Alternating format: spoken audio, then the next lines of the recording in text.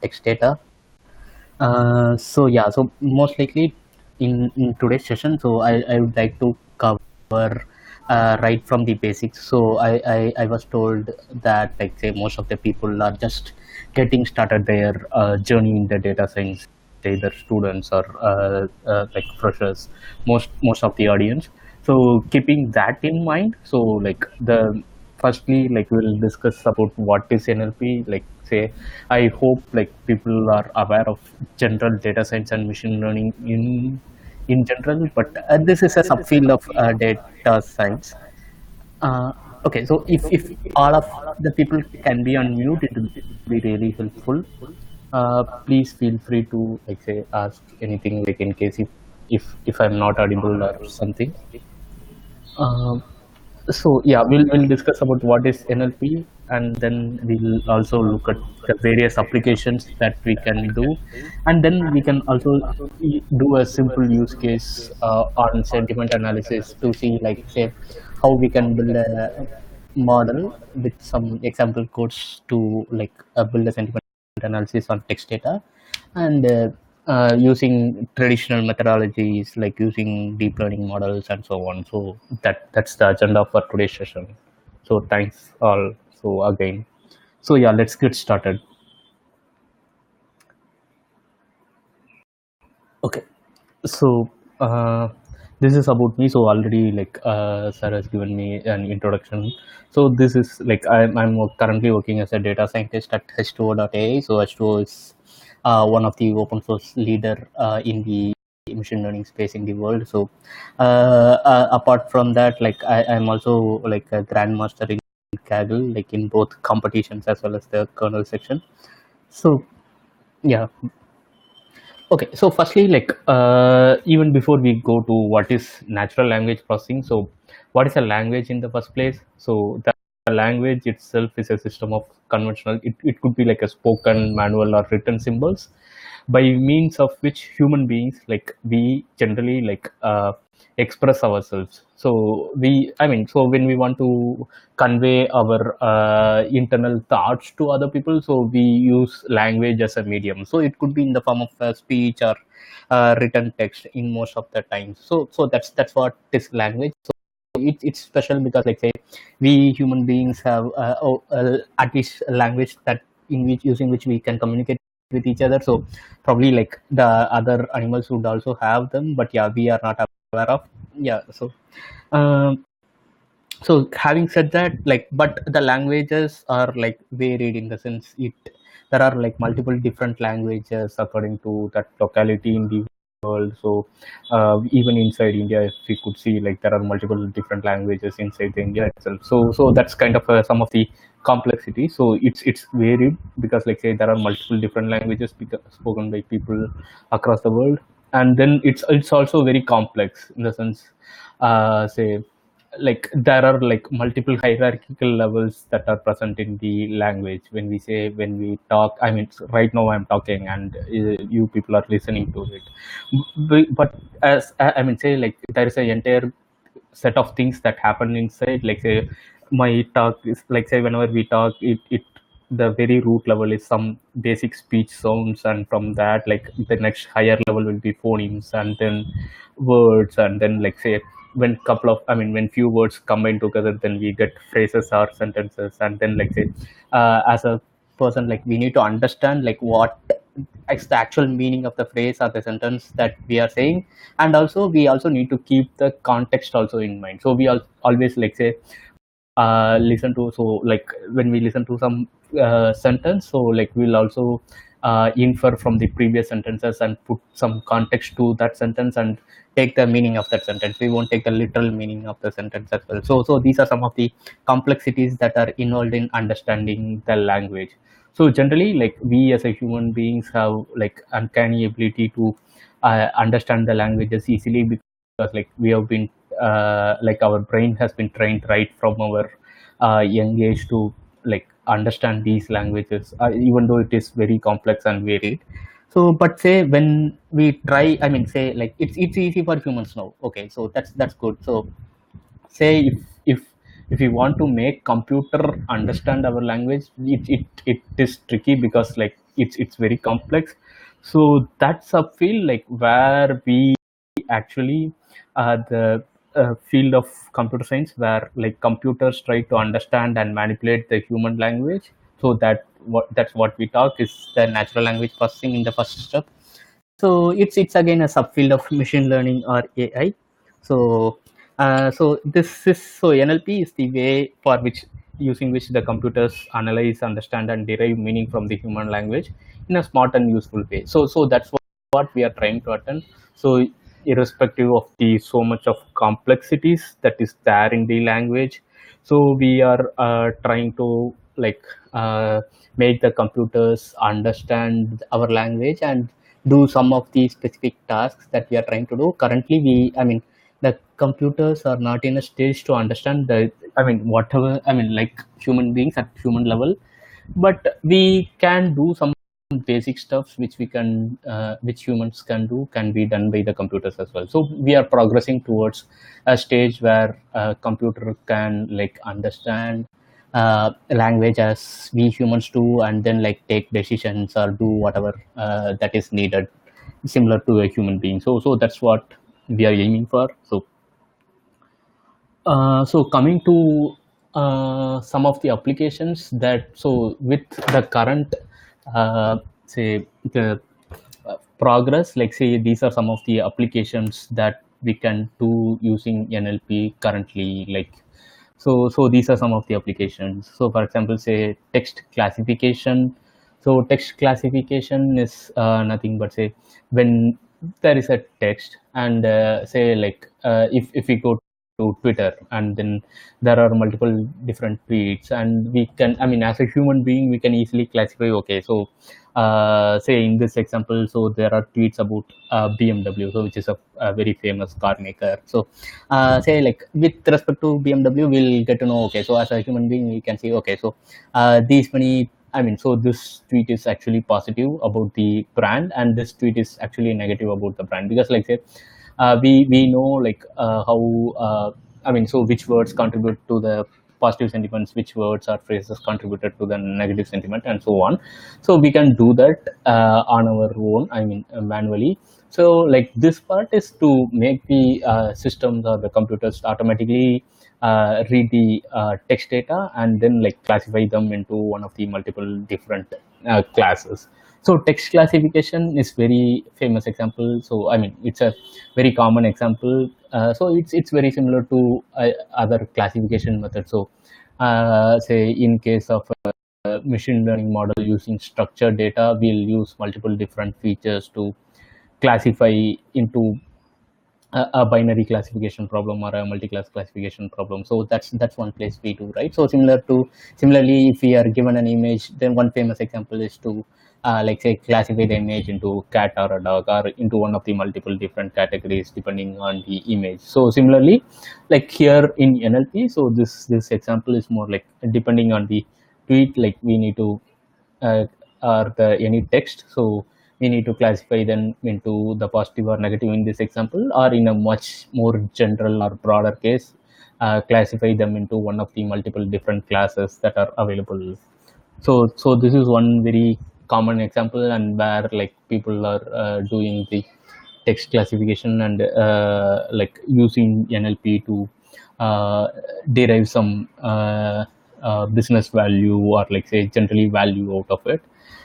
So this is a one, and then like one another very common use case that we can see in our day-to-day life in, say, is machine translation. So whenever we say we go to a different country and then like we don't understand the language that's being uh, spoken there, so like say then like we can use something like a Google Translate, where we can just type in whatever is there, and then like we get a translation back in English, and then like we can type in the answer we need to say, and then like use that to translate back to the original language. So this is a very common use case that's being used. So nowadays we don't even have to actually type it, in the sense like we can speak as well. So as in, or we can even take a picture and like say using OCR, generally the words are being read, and then like that is then like sent to the machine translation model, which will translate to the language that we want.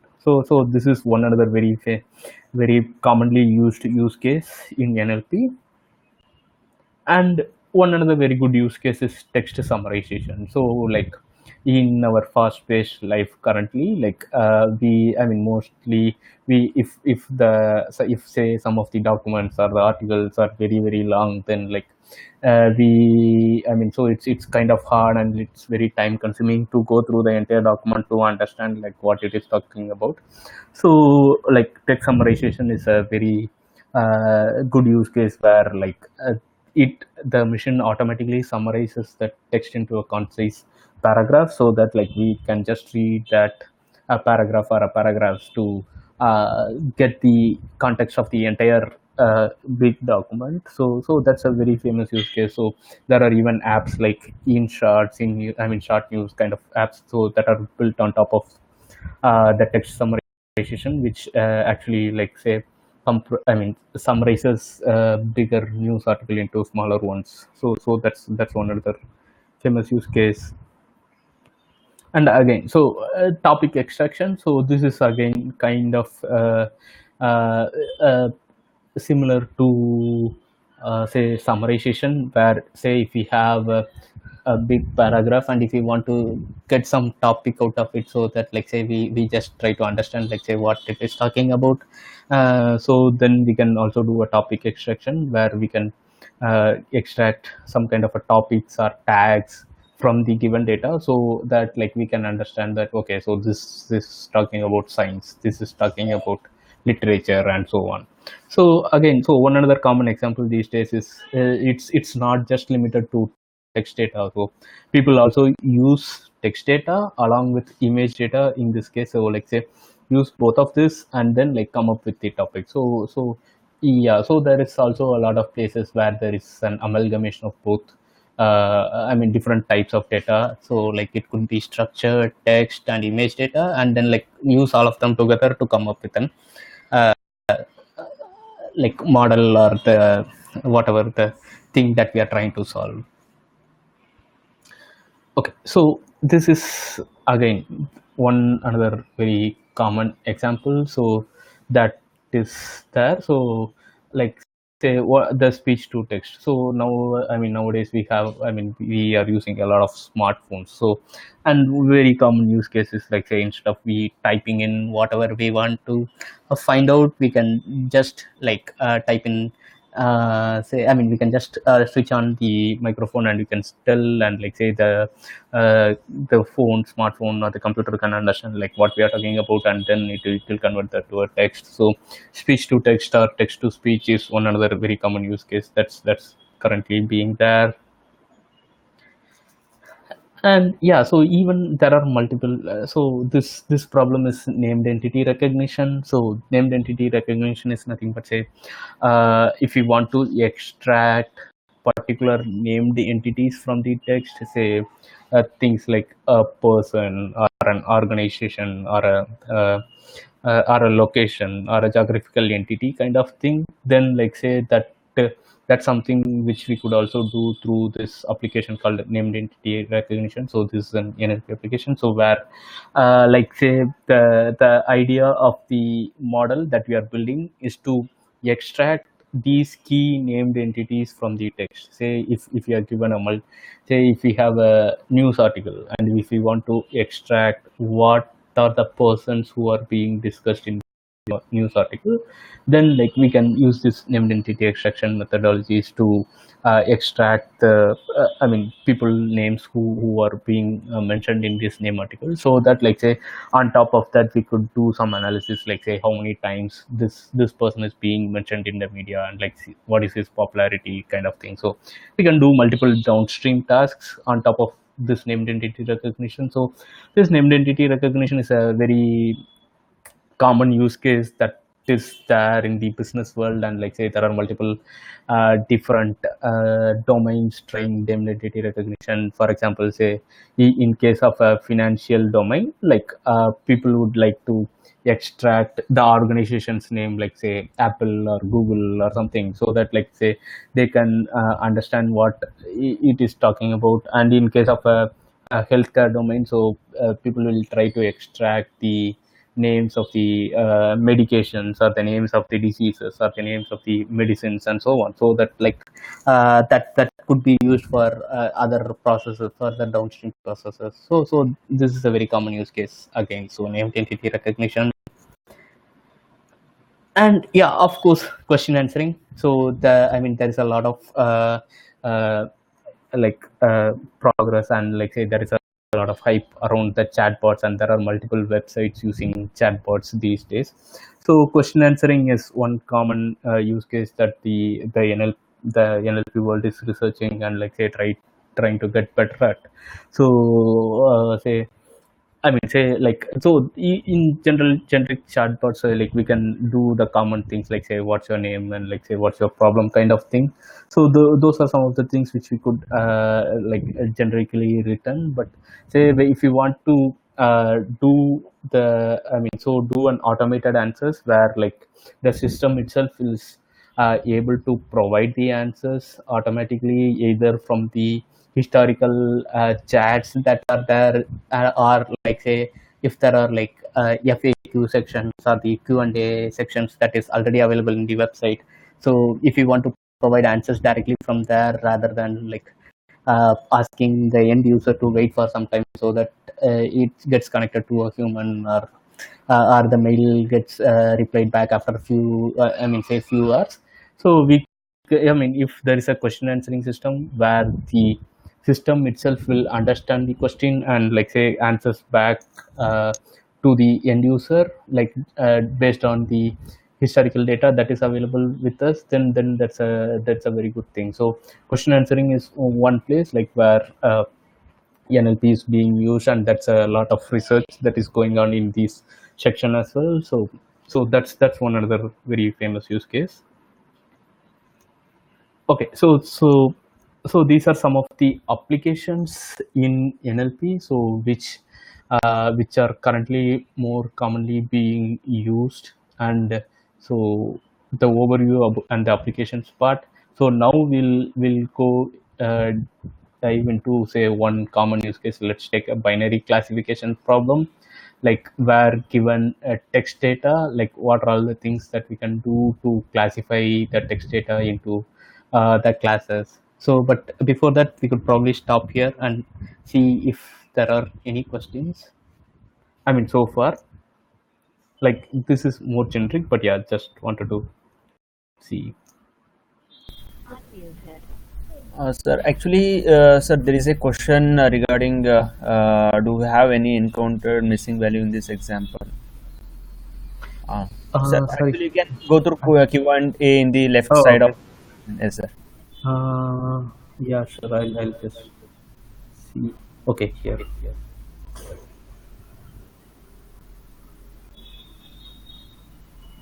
You encountered missing value. So this one.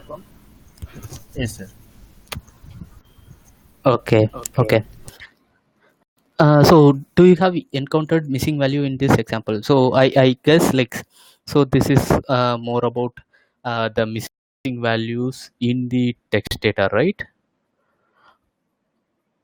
Okay, so generally like people, say if we are doing something like a sentiment analysis or a text classification, so if the text itself is not available, then it's kind of hard to like impute with anything, just similar to say say in the structured data, if there is something that is not available, then we'll do an imputation at different grouping levels. But if text data itself is not available, then like we can't really say that whether it's a positive or negative. But say generally people will give the most common output, so if that is not available, so that's one thing. But say this could be like also taken as say missing values rather than missing values. Say if someone, if the text is say given wrong, in the sense like say there are spelling mistakes in the text, then there are ways in which we can correct the spelling mistakes, and then using the corrected version of text, we can do the processing. That's whether like say it's a classification or something. Okay, we'll So again, say with respect to the book, okay. So there is this very good book by Christopher Manning called I think Jurafsky, I guess. So like on speech and language processing. So that's a very like good book for NLP. So that's been written by the Stanford professors. So it's a very good book, and I would recommend reading that if you haven't done that already. And apart from that, like say when it, so there are also a couple of courses that are there, like say one is by Stanford, which is CS224N, I guess. So that's a course that's been taken by Richard Salker and Manning. So that's a very good course. And even in so that's again a good course which we could refer to understand more. Okay, so I think we are good with the questions. Okay, which algorithm used for summarization of text? Okay, so basically like for summarization there are again two methodologies. One is the extractive summarization and abstractive summarization. So we could there are multiple methods in which we can do that, and like say people generally currently are using deep learning based methods. So where like people use the deep learning methods to summarize the text. So yeah, there are multiple ways that we can do that. I would suggest referring to extractive and abstractive methods, and like say deep learning based method to look for summarization. What kind of encoding is good for some categorical column in normal machine learning model? Oh, okay. So I think yeah, this is not respect to NLP, but generally, like we could do the encoding depending on the type of model we are building. So if you are building a tree based model, the label encoding itself is good. So but if you are building a deep learning model, so then there is this new concept called categorical embedding. So that's something which we could try out in case of a deep learning model, categorical embedding. How do you deal with data bias, which can come in the form of insufficient sample? Okay, so this is something which I am not understanding very clearly, in the sense, I mean, I don't think this is respect to NLP, but say like in case of NLP, like if I mean say the data annotation or the labeling of the data is itself is a problem, and there won't be like enough sample or data, I mean enough data available to build our models. So that's where like the most common things like say the transfer learning and kind of things come into play. So people do use methods like transfer learning, where the models are first trained on a much bigger corpus, and then like say fine tuned for the final sample that we have. Even though it's small, then models tend to do better in such cases. So the book name for NLP is speech and language processing, I guess. Speech and text processing or speech and language processing. So how do one do part of speech for tagging and check how well it has been done? So part of speech tagging is again, so there are multiple algorithms. So like say we could use traditional ML models, or we could use models like say the LSTMs, or we could use even the transformer based models to do the part of speech tagging. Generally, like so to measure the performance, there are also like the data sets that are available. I think like things like brown corpus, or there are corpus. If you look at NLTK, then there are like corpus for pure tagging that are available. So we could take that like tag data set where each of these words are tagged into the corresponding part of speeches.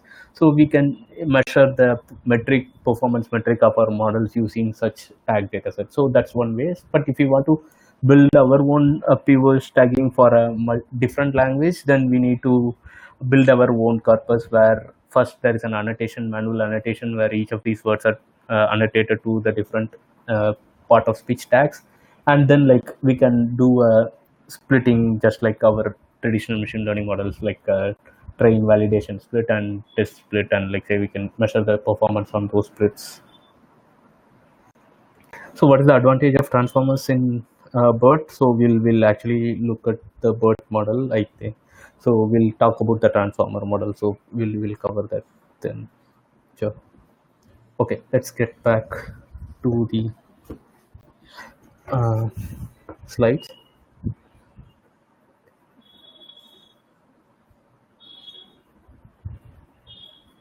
Okay, so say now we'll say, like say if we are given a text data and if we want to do some kind of a classification. So in this case, sentiment analysis, say if there is a review and if we want to classify the review into like positive or negative, so what are all the ways in which we can do that? So we'll cover that in this section.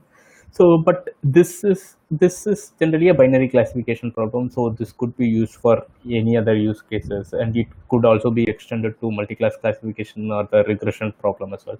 So the ulterior motive is more like, say, given text data, so like if we want to classify or do a prediction, then like how do we do that? Like what are all the features that we create, what are all the models that we can build, and like say how it has evolved over time. So that's what we'll cover. So say even before building the model, so like say as someone was even mentioning, so like say how do we, I mean, so one of the major steps is like the pre-processing. So how do I, what are all the steps that I need to do even before I build the model? So pre-processing is a very important step as equivalent to modeling, if not more.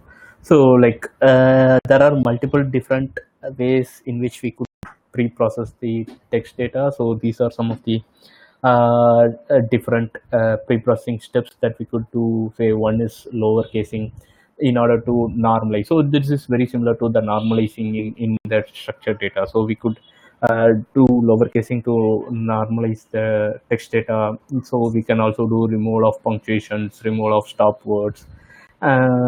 So we could do stemming and lemmatization. So stemming and lemmatization generally helps in getting the root form of the word. So like if you want, I mean, say like if there are words like walking, walked, and walk, so essentially all these three words represent the word walk. So there are different tense forms that are there. Walking and walked are the different tense forms of the walk. So in order to get the word walk, so we could use stemming or lemmatization, so that like say we can get the root word and use that for the further processing. So that's about stemming and lemmatization. We could read more about it if in case if it's interesting. So like, and we could also like handling emojis and emoticons. So like if there are emojis or emoticons that are present in the data, we could choose to remove them, or we could choose to like replace them with words like, say if that's a happy emoji, we can probably replace that with happy, and so on. And then like removal of URLs, if there are URLs or HTML tags. So in case if we get the data from a web page, then there will be like, there's a possibility that there will be a lot of HTML tags in the data. We can remove those tags or the URL. So that's some way in which we could do the pre-processing. And handling the chat words, handling the contractions. So basically like yeah, say people could type the words in like shorter format or abbreviated format. So we could uh, I mean, so we can like handle them, and like we need to expand them and put them so that like say all these words are in the same like format. So handling contractions and chat words is some more pre-processing that we can do. We can also do duplication removal, in the sense like say in the chat format, people will, instead of just saying no, people could type it as no. So basically it's nothing but no. So there are multiple duplicates O's that are present there. So we I mean, in that cases we need to remove those duplicated characters. And spelling correction is one another thing. So like say when we type fast, then there is a chance that like say we type something wrong, we can replace a couple of characters, or we can miss a character in between. So spelling, there are also ways in which we can do the spelling correction, so that we can then build models, or like say whatever the processing that we can do on text. So again, so these are a list of text processing steps that we can do, but it's not necessary that all these processing should be done for all the use cases. Say like say some cases, like say if you are doing a sentiment model, it's so we should not remove some emojis or emoticons. Probably like we can replace them with something else. So we, I mean, so depending on the use case, like we can choose to include or exclude some of these pre-processing steps. So but these are some the list of the different pre-processing steps that we can do for text. So that's the main goal here. And yeah, I also got a decent notebook about getting started with text pre-processing. So this notebook has like examples along with codes on how to do all these different pre-processing steps. So in case if you are interested in like knowing more in much more deep about these pre-processing steps, so please refer to this notebook, so we could get an idea about like what each of them are in more detail, and also with code examples.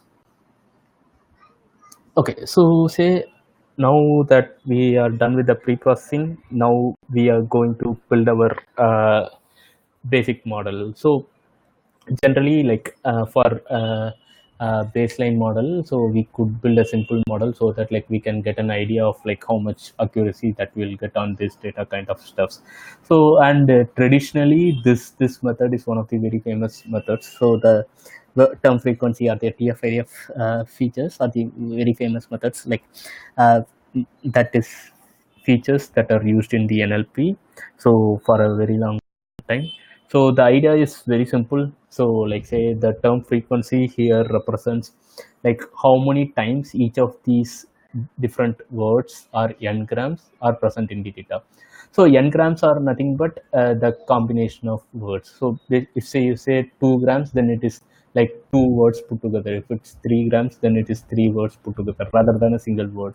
So in the term frequency, or the count vectorizer as it is called in the scikit-learn world, so we get the count of each of these words or the n-grams, and use that as features. So basically, like the features for the text will be like the number of times that particular word is occurring in the document. So that's the feature. So we get that, like say count number of times that each of these words or n-grams is occurring in the document, and then we build a model on top of that. Say we could build a logistic regression model, or we could build a naive based model, or we could build a SVM model, or we could build a tree based model. And then like say using these features and building the model, we'll classify the text into multiple I mean say different classes. So in this example, say into one of these two sentiments, whether it is positive or negative.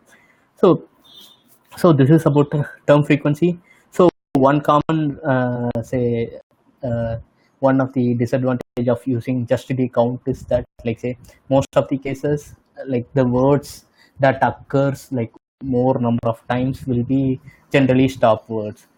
Say when we like say get the count, the probably words like and but kind of words, so they tend to show up a lot of times, and thereby like these words will have a lot of count. So that could like potentially like I mean so play uh, I mean not very good for some models at times. So in order to overcome that, so the next like say people after started using the bag of words or the count model, then like they went on, I mean so with the TF-IDF model. So where the TF-IDF is nothing but the term frequency, inverse document frequency. So where in the count of words, people, I mean, so we multiply the term frequency with the inverse document frequency. So inverse document frequency is like uh, document frequency is how, I mean out of the documents that are given to us, like in how many documents these words are present. So we get that ratio, and then like we take an inverse of that and multiply with that with the term frequency. So hereby what we are trying to do is like say most of these stop words like and the like will occur in most of the documents, because they are more common words, right? So they will occur in most of the documents. So but when we multiply that with the inverse document frequency, the weightage will be decreased, and thereby like it will be given a lesser weightage. So there the so even rare words, or the words that are like say contains more information, could come to the top using a TF-IDF score, rather than like say, while in case of the term frequency, these top words will come at the top. So that's the main difference. So TF-IDF is another a very common method, so that is preferred most of the times over the term, just using the term frequency. So where people just extract these features from the text, and then using these features we build a machine learning model on top of that. So essentially in NLP, the first step is to convert the text data into numerical features, and then these numerical features are then fed onto the machine learning model or the deep learning model for the further processing. So here the ways in which we convert the text into the numerical feature space is using term frequency as well as the TF-IDF. So this is here is a code example.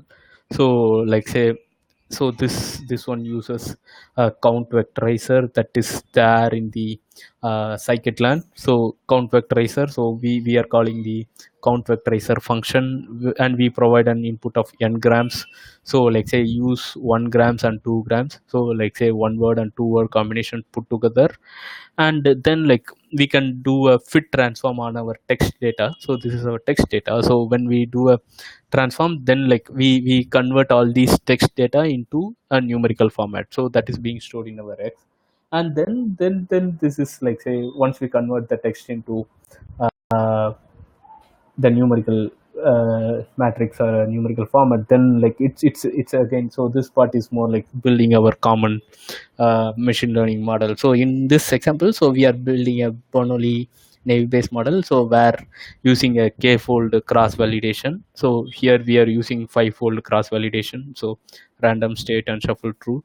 So like say using 5-fold cross validation, we get a development index and the validation say sample. So we get the development features, validation features, development target, validation target, and then like sorry, and then we build the Bernoulli's naive Bayes model.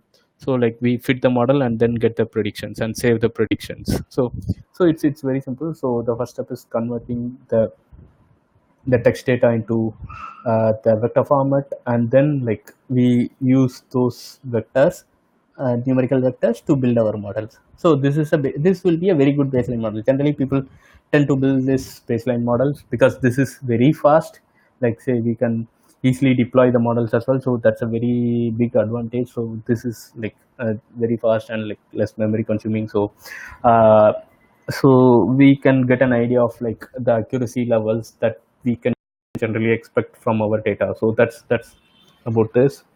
So once we build a baseline model, so this has been traditionally used by in NLP world for a very long time. So and after that, like somewhere in the early 2010s, like we uh, got these word embeddings. So the concept of word embeddings is like say, the idea is in case of the term frequency, so we are just getting the count of the terms, say, but we don't know like whether these features are similar to each other or related to each other, kind of thing. So this idea is not being captured by when we convert them into a feature. So we just convert them. It's like a one hot encoding. We just convert them into words and their counts, but we don't know like say, even if there are a couple of words like walking and walk, then we don't know like whether they are closer to each other or not. So then in case of the word embeddings, the idea is that like we get a dense numerical representation or a numerical vector for each of these words, so that in this n-dimensional vector space, so the words that are closer to each other, or the words that are similar to each other, will be placed closer to each other. For example, say if there are words like man and woman, so they will be like closer to each other. So the distance between man and woman is similar to the distance between the king and queen. So the distance between walking and walk is similar to swimming and swam. And similarly for country capital example. So the idea here is to capture the semantic similarity of the word, so that like say in this higher dimensional space, so the words that are similar are put together. So that's what that has come up with word embeddings. So there are multiple different forms of word embeddings, like word to word, fast text, glow, where like say that differs in the way in which how these algorithms like say train, and how we get the word embeddings. So probably like if you are more interested, then like please check out like how these different word embeddings are created, and so on. So we could create these word embeddings using multiple methods, and then like use these word embeddings for the further process. So this is kind of a transfer learning, in the sense like say these word embeddings don't really need say tag data. So the essentially what it does is like say during the training part, so it does the adjacent words prediction. So basically it will, given few words, it will try to predict the next word, or given a word it will predict the adjacent words. So you, since that is there, like say we could so these word embeddings are generally trained on bigger corpuses like Wikipedia text or Google crawl corpus. And then like say these information about these words are then fed on to the model. So like say, so this information about at word level, just at word level, will be fed on as the first layer for any of these deep learning models, most commonly for deep learning models that we are trying to build. So that's the idea. So this is initial stage of transfer learning, but we are just getting the information about the words alone. So that's there. So just to give an idea about like say how to build these word embedding models. So this part of the code actually does the uh, word embedding model. So here like we are importing all these necessary like modules for building the model, and then like say once that done, then we can specify the embedding size, like what should be the size of our word embeddings, and then like what is the maximum number of words or the maximum number of features that we want to create. So and like say this max length is more for the deep learning model, like where like how many words in the sentence or the paragraph that we are going to take, so as to predict like whether it's a positive or negative sentiment. So here we are converting the text. I mean, we are filling up the missing values with NA, because like if it's not there, we don't have any idea. We don't have much idea to impute.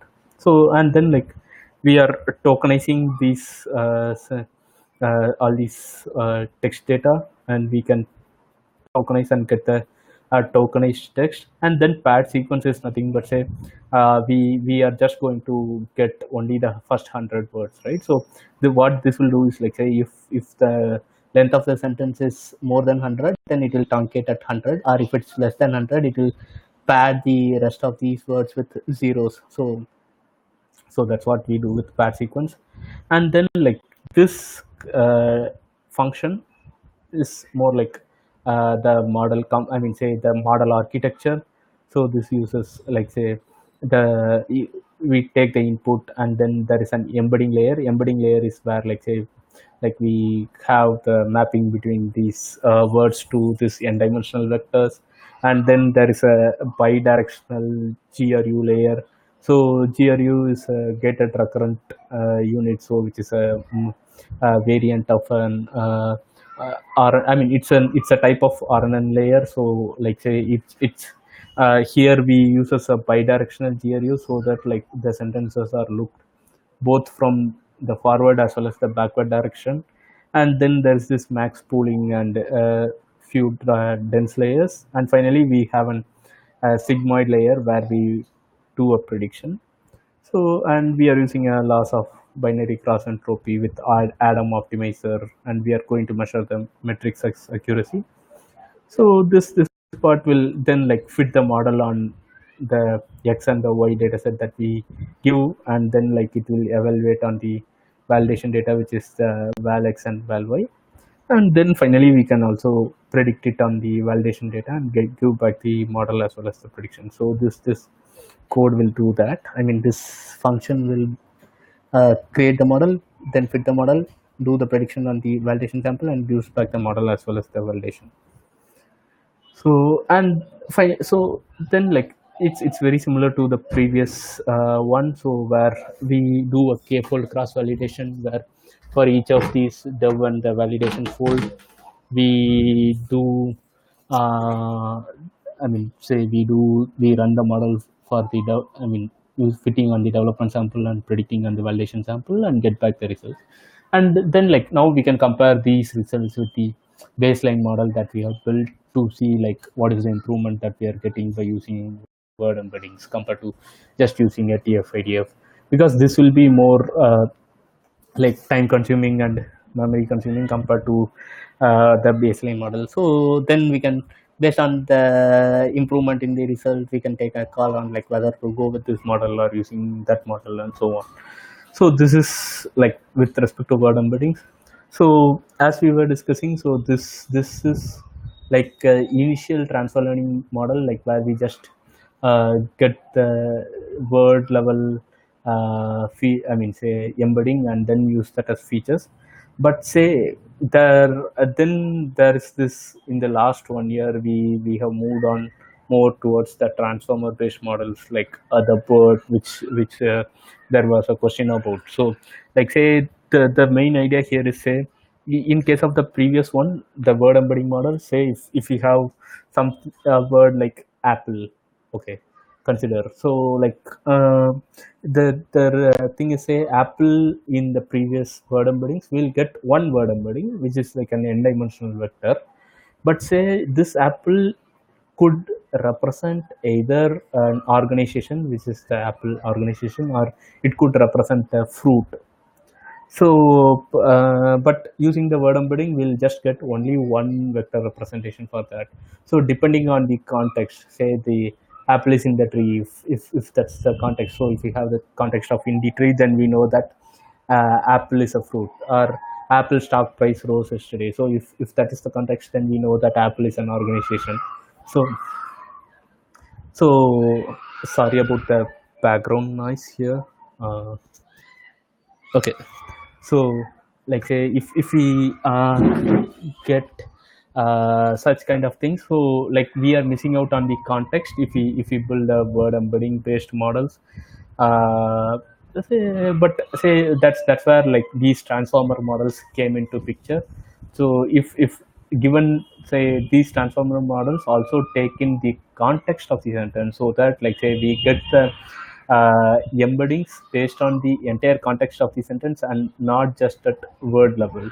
So this is very similar to the images, like say when we try to take any image model, like pre-trained models, and see, like say there will be like, it's a very deep neural network model where the initial layers capture the basic things like lines and stripes and so on, while at that very top layers that it will capture things like the I mean, so higher level features. Similarly, like when we use some transformer based model, so the idea here is so it's again a multi-layered, very deep attention based architecture, which is very similar to the ones mentioned here. So there will be like a stack of encoder layers and there will be a stack of decoder layers. So in general for attention, so I mean, so this is like a machine translation model for, and even inside these layers there will be an attention layer and a feed forward layer inside each of these encoder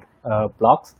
So this self attention is a very interesting concept that has been developed like in the recent years. So in case if you are interested in understanding more about this, I would strongly suggest like going through this I mean blog. So this blog is a very good blog. So that has a multiple lot of interesting visualizations. So that like say you can understand more about the transformer models as well as the attention based mechanism. So this and we can, so using this transformer architecture, we could build these language models So these language models, like say, capture not only capture the information at word level, but it also takes in the context and capture entire context, so that, like say, we get a much better representation of the text data rather than just getting the information at a word level. So I mean, while visualizing these transformer based models, we could also, I mean, people have also figured out that, say, in this case of in this example, the animal didn't cross the street because it was too tired. Like when we looked at the attention layer, so it was seen that, like say, this, it is actually focusing on the animal. So, like, yeah, because it is representing the animal, right? So that also, like say, kind of makes the human beings understand that, okay, so it's kind of doing a better job of understanding the context, because, like say, it is representing to the animal. So that's one way, like, we are currently doing that.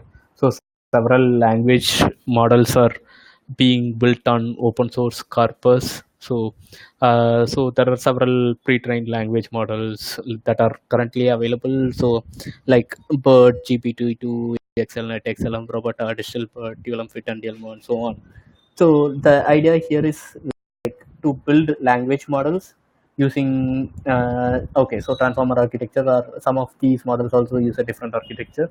So the overall idea is to build a deep learning model, so that tries to predict the, I mean, so understand our language, so that we can take that model and use that for any other downstream task. In our example, say, this sentiment classification task as well. So yeah, the code, I mean, so I've also written a code for how to use these transformer models to build, like the sentiment classification or a binary classification task. It's available there in my GitHub repo. So it's a bit bigger code, so I won't be able to go through in this session, but you could have a look at that code here, so to get an understanding. So it will be very similar to the previous two use cases, I mean, two models that we built. So the idea is to first say get the embeddings as are the features from the text, and then, like say, build the models, and, like say, use that to make the prediction. So the code will be very easier. So, and there is this very good repository or the package that is available called the transformers. So, like say, if we plan to build any of these recent state of the art language models for any of these different tasks, so then we can use this package to build our models. So it's not just limited to classification. We could also do, say, multiple different tasks, like uh, yeah, question answering, and all these different things, I mean, generation kind of things, using this transformer library. So please have a look at this library and play with it to get a much more deeper understanding of how to build this natural language models. So yeah, so overall, say, there has been a lot of progress in NLP over the past 1.5 2 years, and there has been a lot of new models that has been coming up, and that's a lot of research going on in multiple different fields of NLP, like say classification, summarization, named entity recognition, question answering, and so on. So, I mean, it's currently an exciting time to be in NLP and work on the NLP problems, to solve some really good problems, to create some great application using NLP. So yeah, I hope this would help you get started to understand, like say, what is NLP and what's currently happening in the world of NLP and how it has progressed over time. So yeah, thank you everyone for the opportunity, as well as attending this webinar. Yeah, yes, sir. Actually, we can go for like question and answer session, sir. Actually, there are some of the questions, okay, from some different guys. Okay. How to handle technical jargons which can have more than one meaning? Okay, so that's what, like say, if there are a word that has multiple different meanings depending on the context. So these models, like transformer models, will also take in the context into account and help that. I mean, so with the help of the context, it will give different embeddings. So it's not that, like, say, for one word it will give similar in one single embedding. So if you use something like a word embedding, so you'll get one embedding for each word. But if you go for a context-based transformer models, then, like, say, then you'll have different embeddings for different context. Could you please write down the kaggle URL in the broadcast message? Okay, I think. Uh, yeah, I think, like, one thing is, if you just go to uh, my okay, uh, Sudalai Rajkumar page, you could get that one, but I'll try to post it here as well. Is it word to work? So yeah, word embedding is a common concept. So we could use word to work, or we could use fast text, or we could use glow and so on. Uh, okay, so can we build an abstractive text summarization based on transfer learning? We could build abstractive text summarization based on deep learning. I mean, transfer learning as well. But yeah, generally, like, currently the results of abstractive is not very good compared to the extractive one, because of a lot of things. So, like, say, there's I mean, that's an area of active research that has been going on. So I would, I mean, say, like, probably in the next 1 or 2 years, we'll get good abstractive text summarization techniques as well. Can you share us the example code on case study which will run real-time NLP processing? I didn't get this point. So what is that? So can you share us the example code on case study which will run real-time NLP processing? Okay, so basically, like, I mean, these methods, we could use them to build models. Like, after that, we can take that modeling code and deploy it wherever we want, and say whenever something new that comes in, then we can use that to make predictions. We can use something like a Flask kind of application, or we could use something like a Docker with an API kind of thing, where, like, say, we can call that service to, like, get the predictions and embed that in our code base to make any real-time applications. What approach we have to go with for one of my assignment project answers code for different mechanisms? Okay, so assignment project. Okay, so I think probably, yeah, it's good for people to try out on their own and, like, read multiple different papers and see, like, what's the best thing that we can do for that one. So yeah, I'm thinking that, and how we can get good resource to learn all transfer learning methods. All the internet is scattered. I mean, so yeah, obviously, like, say, these are the new methods that are coming in every day and every, I mean, say, every day and every week. So there is no single place where we could go and learn currently all these things. I would definitely suggest, say, like, reading through the actual papers. So that itself is a very good thing. So, like, say, two things is, like, say, reading the actual paper that explains, say, for example, say, if you're learning about bird, read the bird paper to understand, like, what it is doing, and again, after that, like, say, playing with that to in the using the code base that they have provided is one another way to learn. So these two are definitely good ways to go through that thing. And apart from that, if you want more information, then we can search for some online materials and learn from them. But yeah, there is no one single place where we can learn all these things, because this is something that is continuously evolving at the moment. What is the difference between TF and IDF? TF is term frequency and IDF is inverse document frequency. So yeah, term frequency is just the count, while inverse document frequency is the number of documents that it is inverse of the number of documents that the words are occurring. If you want to build a startup in NLP, what pre-processing library would you suggest? Any good advice for the thing? Okay, so yeah, if you want to build a startup in NLP, I think, like, we could potentially have our own pre-processing library, so that like say, so the pre-processings will be different for different applications. So depending on the application that we are trying to solve, we will need specific pre-processing. We could get some codes from, I mean, say multiple different things. For example, even in the notebook, there are multiple different ideas on how to do the pre-processing. So depending on the application, we can choose those pre-processing steps, and then we can get a custom function or a custom class that does those pre-processing for that specific application that we are building. Okay, if you want to summarize Twitter data, how can we do it? So, when the thing is, say it's not really summarization. I think it's more like what people are talking about, right? So, because like say Twitter already itself is, the text data itself is very small.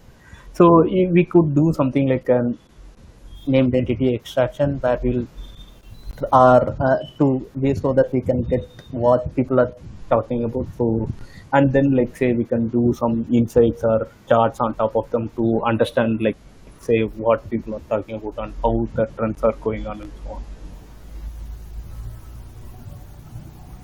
Okay, I think we Uh, yeah done with yes, the question. yes, yes, sir. I think there are no more questions. I think all the questions have been answered.